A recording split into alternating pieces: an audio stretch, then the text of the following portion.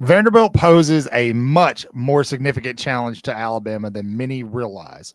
Let's look at the numbers and see how good this 2025 Vanderbilt squad is. Stick around, it might just surprise you.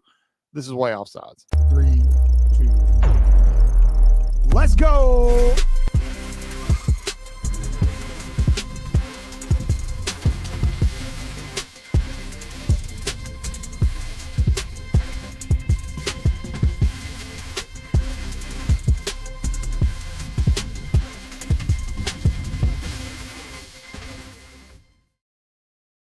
Hey, good morning, good evening, good afternoon, whatever the case may be. Welcome into Way Offside, your favorite source for all things Alabama.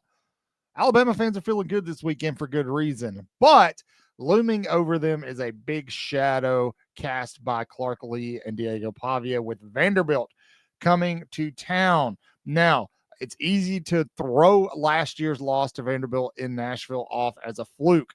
However, I'm here to tell you this Vanderbilt team is built absolutely different and should not be taken lightly. And we're going to break into the numbers here in just a little bit. Before we do that, stick around. You're not going to want to miss it. I'm telling you, there's some things that you need to know going into this Vanderbilt game.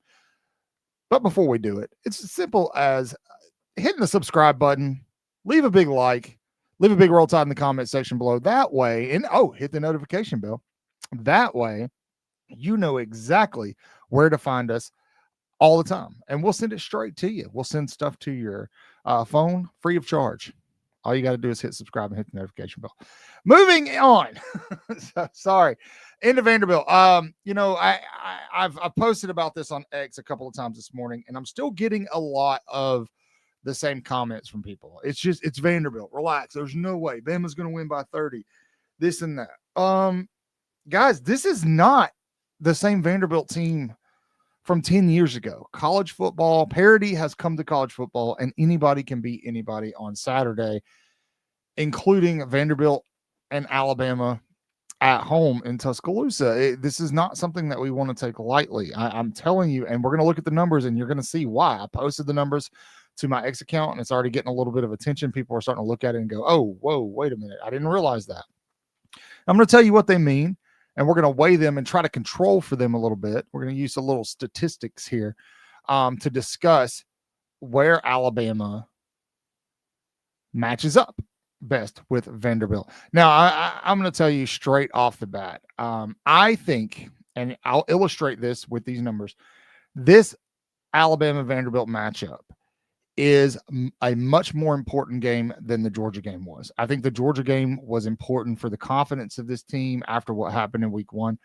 But this game will tell a story of what Alabama will be able to accomplish the rest of the season. And we're going to talk about that. So please don't go anywhere. Let's bring up the numbers and take a look. Alabama surging right now, very popular pick, very popular team. Vanderbilt as well. You can see here, just let's start off with the offense. Total offense, Vanderbilt right now in total offense, they are currently ranked the number one offense in the country via ESPN's Power Index. But in terms, these are from NCAA.com, by the way. In terms of total offense, they're ranked number 14 in the country. They are almost averaging 500 yards per game. Alabama, on the other hand, is ranked 37th. They're averaging about 444 yards per game. Now, before we go any further talking about offense, like I said, we want to control, right?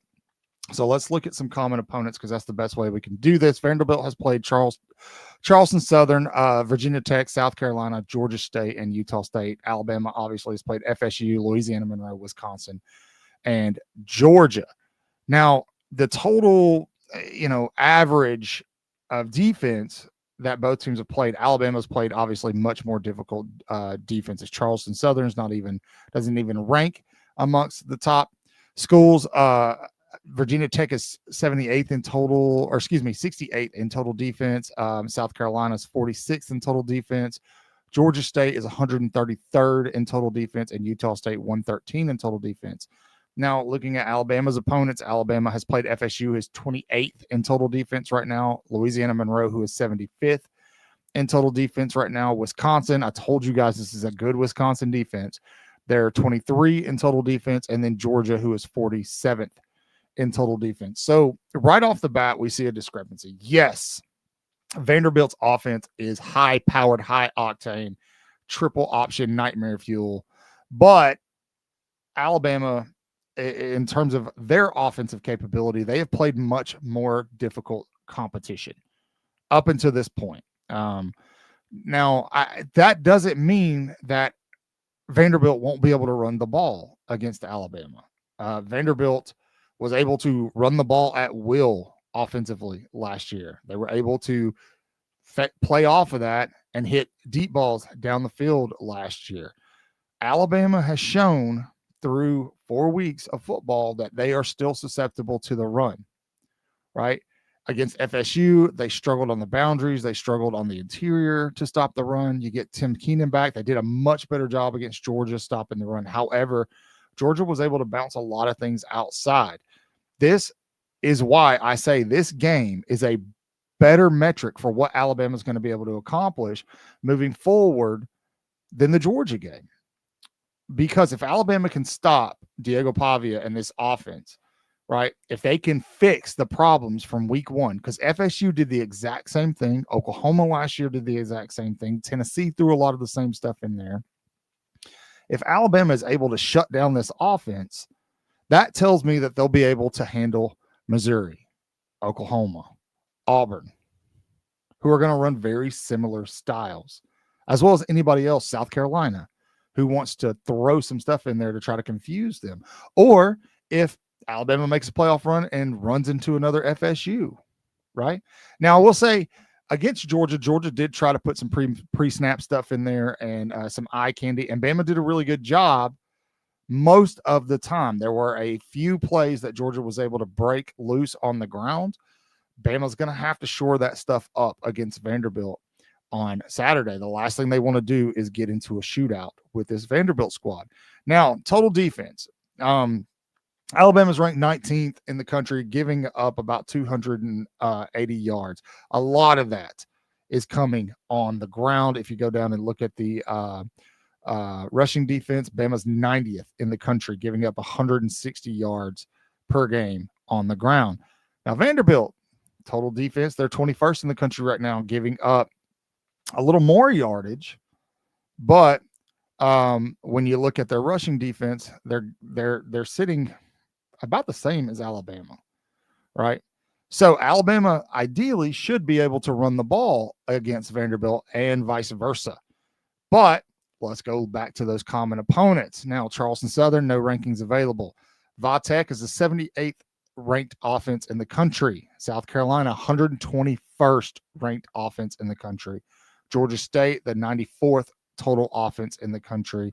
And Utah State, the 53rd total offense in the country. Alabama, on the other hand, has played FSU, who per NCAA.com has the number one ranked total offense in the country. Louisiana Monroe, 106th.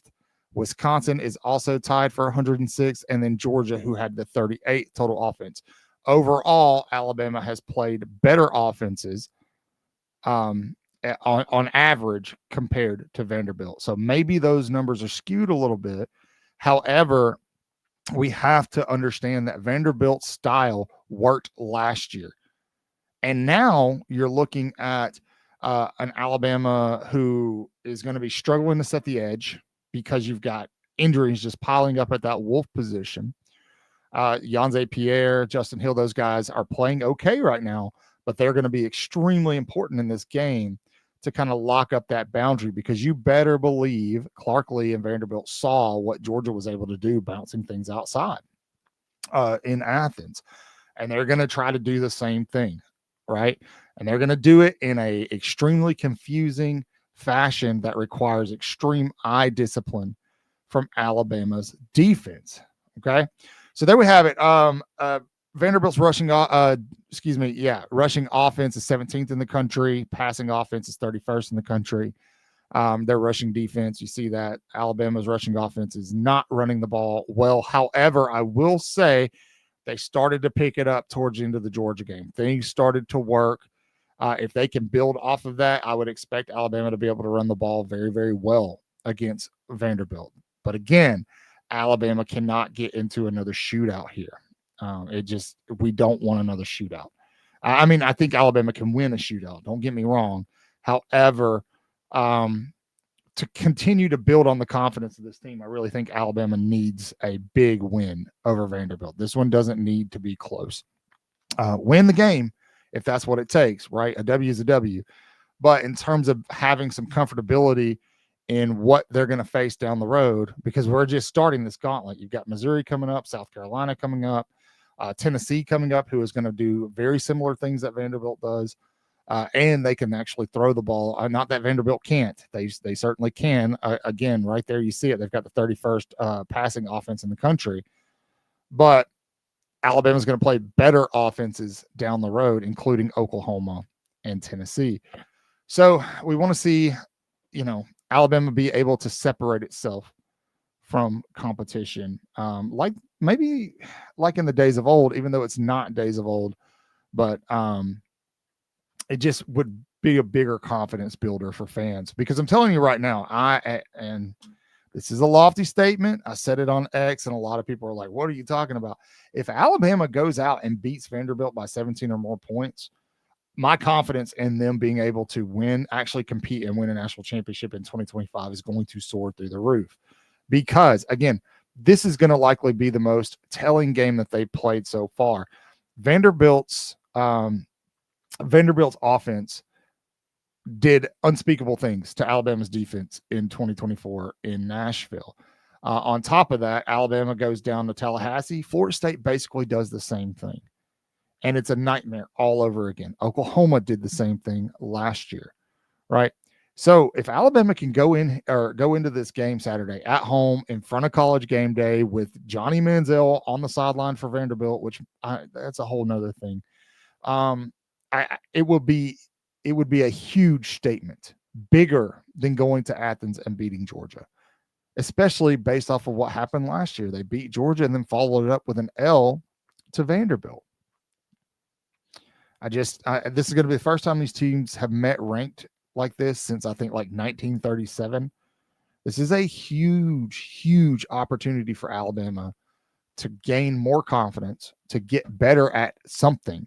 And what they need to get better at right now is stopping the run. They did an okay job with the inside run against Georgia. They had a couple of busted plays, but overall, they have got to get better at stopping the run entirely, including out on the boundary. And it's not going to get any easier without Quay Russaw and guys like that. So tell me what you think. Am I giving Vanderbilt too much credit? Am I respecting the opponent just right? What do you think? Tell me in the comments below. Leave a big Roll Tide while you're there and let me know where you're watching from. As always, subscribe, say your prayers, read your Bibles, wash your hands. Horns down, beat Auburn and LSU and Tennessee too. Roll Tide.